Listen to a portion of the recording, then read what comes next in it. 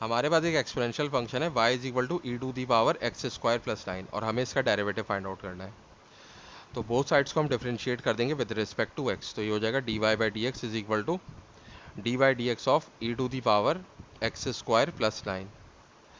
अब देखें हमारे पास जो एक्सपोनेंशियल फंक्शन होता है ई टू दी पावर एक्स, उसका डेरिवेटिव होता है ई टू दी पावर एक्स। लेकिन यहाँ पे x, इस x की जगह पे क्या लिखा हुआ है, एक्स स्क्वायर प्लस 9।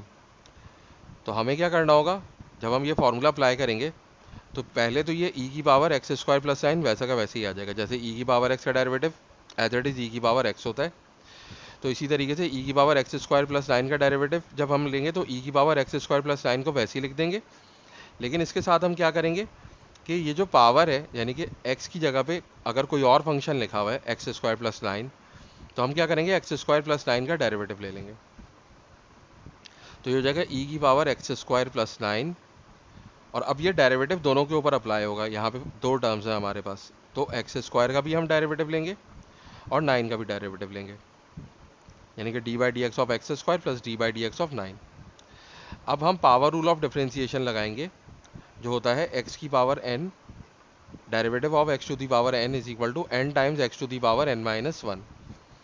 यानी कि अगर x की कोई पावर है तो उसका डेरिवेटिव क्या हो जाएगा, तो वो जो पावर n है वो कोफिशिएंट बन जाएगी और पावर में से 1 माइनस हो जाएगा। तो देखें ये जो बाहर e की पावर एक्स स्क्वायर प्लस 9 है, इसको तो हम वैसे ही लिख देंगे।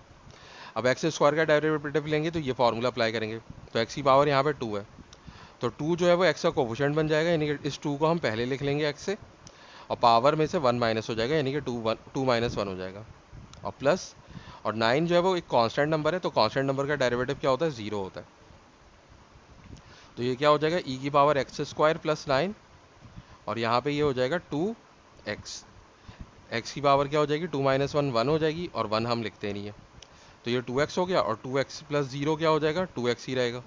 तो ये हमने यहाँ पे ऐसे लिख लिया। अब इसके बाद इस 2x को हम पहले लिख लेंगे और ये ब्रैकेट हटा देंगे, और 2x और ये e की पावर एक्स स्क्वायर प्लस 9। तो ये हमारा आंसर है।